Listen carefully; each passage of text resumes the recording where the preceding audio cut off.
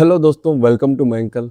आज हम बात करने वाले हैं टॉप 5 ऐसे स्टार्टअप आइडियाज़ के बारे में जिसको आपको नहीं करना है 2026 में। अभी तक मैं ऐसे वीडियोस बनाता था जिसमें आपको बताता था कि ये स्टार्टअप आइडियाज़ कर सकते हो, इस पे काम कर सकते हो, इसका मार्केट साइज अच्छा है, इसमें ग्रोथ अच्छी है। बट बहुत सारे लोग बताते थे क्या करना है, बट क्या नहीं करना है ये भी जानना आपके लिए ज़रूरी है। एक एक करके हम स्टार आइडियाज़ के बारे में बात करेंगे और अगर आपको ये वीडियो अच्छा लगेगा, कुछ हेल्पफुल लगेगा तो प्लीज इस वीडियो को लाइक करिएगा। सबसे पहला है food delivery and grocery delivery application. बहुत लोग इसको आजकल कर रहे हैं।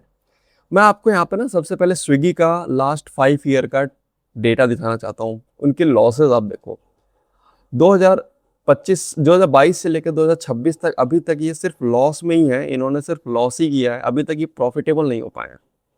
ऐसा क्यों होता है? सबसे दिक्कत तो ये है कि आपको बहुत डिस्काउंट देना पड़ता है। कस्टमर जो है, क्योंकि मिडिल क्लास लोग ही इसको ज़्यादा ऑर्डर करते हैं, तो उनको ना डिस्काउंट बहुत पसंद होता है इंडिया के लोगों को।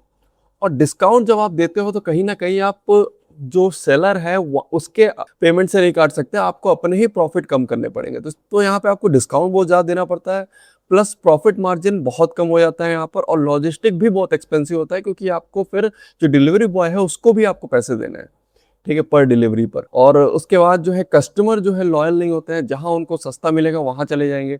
तो बहुत सारी दिक्कतें आती हैं इसमें। इसकी वजह से ये अब बिजनेस मुझे लगता है कि इतना प्रॉफिटेबल नहीं है जितना हमें लगता है। हम सोचते थे कि भाई इजीली अपने शहर में ग्रोसरी बिजनेस स्टार्ट करो, फूड डिलीवरी बिजनेस स्टार्ट करो और अर्निंग करो। तो फिर मैं आपको बताऊं, ये बिजनेस ना ग्लोबली स्केलेबल नहीं, क्योंकि हर कंट्री के पास अपना खुद का डिलीवरी एप्लीकेशन हो गया है। आजकल हर कोई बनवा लेता है, और यहाँ तक कि हर सिटी का भी अपना खुद का डिलीवरी एप्लीकेशन है। तो इतना ज़्यादा कंपटीशन है इतना इसमें कि आपको पहले तो ग्लोबल जाइंट से कम्पीट करना पड़ेगा, फिर उसके बाद आपको लोकल प्लेयर्स के साथ कम्पीट करना पड़ेगा, और उसमें आपको बहुत सारा पैसा अपना जलाना पड़ेगा, बर्न करना पड़ेगा।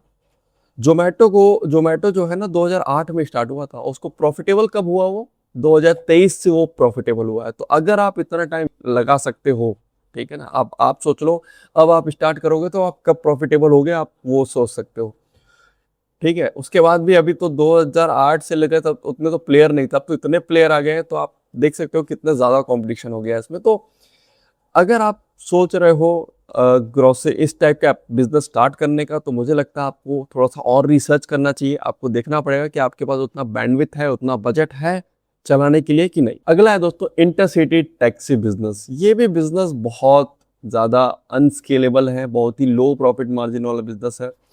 पहले सबसे ज़्यादा तो इसमें कॉस्ट आती है आपको ड्राइवर्स को एक्वायर करने में। उसके बाद राइडर्स जो होते हैं, राइडर्स उनको कस्टमर मतलब उनको एक्वायर करने में बहुत आपको पैसा खर्च करना पड़ेगा, बहुत बर्न करना पड़ता है। उसके बाद हर कंट्री का, हर स्टेट का अलग अलग रूल्स एंड रेगुलेशन है इसको लेकर, टैक्सी बिजनेस को लेकर। तो आपको उसको अच्छे से फॉलो करना पड़ेगा, इंसेंटिव देना पड़ता है ड्राइवर्स को आपको राइड बुकिंग पर। उसके बाद भी कई जगहों पर जो होते थे, गोवा और जो ट्रैवल जहाँ पे टूरिस्ट वाला एरिया, वहाँ पे जो ड्राइवर्स होते हैं उनका खुद का लोकल ग्रुप होता है जिसको आप तोड़ नहीं सकते। वहाँ पे आपको पूरी तरह से बैन कर दिया जाता है, ठीक है। तो ये जो दिक्कतें आती है ना बहुत सारी, इसकी वजह से टैक्सी बिजनेस भी आज के टाइम में अब एकदम लो पे जा रहा है। आप देखोगे भावेश अग्रवाल का ओला सबसे बड़ा टैक्सी बिजनेस है इंडिया में, ठीक है। ओला और उबर यही सबसे बड़े बिजनेस टैक्सी बिजनेस है इंडिया में। और आप देख सकते हो 2021 से लेकर 2025 तक अभी तक ये लॉस में ही है, -1100 करोड़, 1500 करोड़, 600 करोड़ अभी सिर्फ ये पैसे जला रहे हैं। अभी तक ये प्रॉफिटेबल नहीं हो पाए। इनके एक्सपेंस आप देख सकते हो, इनके ऑपरेटिंग कॉस्ट देख सकते हो आप, कितना ज्यादा इसमें कट थ्रोट कंपटीशन चल रहा है मार्केट में अभी। और दूसरी बात, आप सोचो खुद ही कि ओला कितने कंट्रीज में ऑपरेट करता है? सिर्फ एक कंट्री, वो है इंडिया, सिर्फ। जबकि इतनी फंडिंग है इनके पास, इतना पैसा है इनके पास, फिर भी ये सिर्फ अभी इंडिया में ही चल रहे हैं और इंडिया में भी प्रॉफिटेबल नहीं है। तो आप सोच सकते हो कि कितना ज्यादा इस बिजनेस में कंपटीशन है। आजकल हर कोई टैक्सी बिजनेस का बना रहा है और अपना लॉन्च कर रहा है। और मुझे ऐसा लगता है कि अगर आप भी सोच रहे हो अपना खुद का एक और एप्लीकेशन बनाना, तो दोस्तों मुझे ऐसा लगता है कि आपको बहुत सारा बजट चाहिए, ठीक है ना, करोड़ों रुपए। मैं जस्ट आपको आइडिया दे रहा हूँ कि आपको ये बिजनेस करना चाहिए कि नहीं। मैं आपको ये बता रहा हूँ, मैं जो फैक्ट है वो आपको बता रहा हूँ बस। अब आपके ऊपर है कि आपको इसको फॉलो करना है कि नहीं। अगला है multi vendor e commerce application. अगर आप भी सोच रहे हो अपना खुद का अमेजोन फ्लिपकार्ट बनाने का, तो दोस्तों आपको रुकना पड़ेगा थोड़ा सा, क्योंकि मार्केट में ये भी बिजनेस अब स्लो डाउन जा रहा है। आजकल जो भी जिनकी भी D2C ब्रांड्स हैं, जो भी प्रोडक्ट अपना बनाते हैं, मैन्युफैक्चर करते हैं, उनके लिए ई कॉमर्स वेबसाइट और मोबाइल एप्लीकेशन बनाना कोई बहुत बड़ी बात नहीं है। इजीली आजकल कोई शॉपिफाई से, वर्डप्रेस से, बहुत सारे ऐसे एप्लीकेशन प्लेटफॉर्म आ गए हैं जिससे वो ई कॉमर्स एप्लीकेशन इजीली अपने प्रोडक्ट के लिए बना सकते हैं। तो आपके प्लेटफॉर्म पे कोई क्यों आएगा? और फ्लिपकार्ट, अमेजोन जैसे जाइंट्स ऑलरेडी हैं जिनके पास ऑर्गेनिक ग्रोथ है, तो आपके पास कोई क्यों आएगा? अगर आप ये स्टार्ट कर रहे हो तो आपको तो पहले तो बहुत सारे प्रोडक्ट चाहिए, मिलियंस ऑफ प्रोडक्ट चाहिए, उसके बाद बहुत सारा ट्रैफिक चाहिए, उसके बाद आपके पास लॉजिस्टिक खुद का होना चाहिए आपका प्रॉफिटेबल होने के लिए। अगर आप थर्ड पार्टी लॉजिस्टिक कंपनी पे डिपेंडेंट हो तब तो आप प्रॉफिटेबल ही नहीं हो पाएंगे। जैसे फ्लिपकार्ट का खुद का लॉजिस्टिक बिजनेस है जिसको हम कहते हैं ई कार्ट। ई कार्ट वो अब जो है ना, फ्लिपकार्ट जो है कमाता है ई कार्ट से, वो प्लेटफॉर्म से नहीं कमाता, वो लॉजिस्टिक, एक तरह से लॉजिस्टिक कंपनी हो गई हो। तो आपको भी ये सोचना पड़ेगा कि आप कैसे इस बिजनेस को चलाओगे। ठीक है, ऑलरेडी मार्केट में बहुत बड़े बड़े कंपनीज हैं, अमेजोन, फ्लिपकार्ट, मीशो जैसे, इनके साथ आप कैसे कॉम्पिटिट करोगे। इनके आप मार्केटिंग एक्सपेंडिचर आप देख सकते हो पिछले 5 साल का, यहाँ पे मैं आपको दिखा रहा हूँ। अमेजोन इंडिया का 2000 करोड़, 3000 करोड़, फ्लिपकार्ट का 4000 करोड़ 2025 का ही है, पिछले साल का। मीशो का 600 करोड़।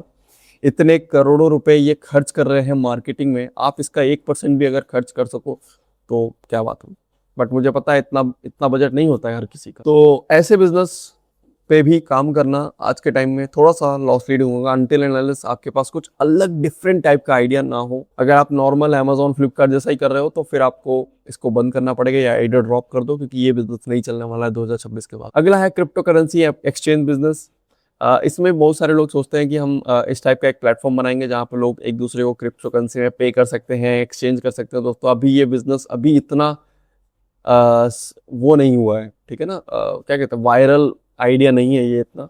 बहुत सारे रूल्स एंड रेगुलेशंस को आपको अलग अलग कंट्रीज के अलग अलग रूल्स एंड रेगुलेशन है, उनको आप प्रॉपर्ली आपको फॉलो करना पड़ेगा, और बहुत ही हैवी रेगुलेशन है, क्योंकि बहुत सारे फ्रॉड केसेस, 90% जो रैंसम के केसेस आते हैं या फिर फ्रॉड जो केसेस आते हैं वो इन्हीं क्रिप्टो करेंसी के थ्रू होता है, क्योंकि कोई ट्रैकिंग नहीं है।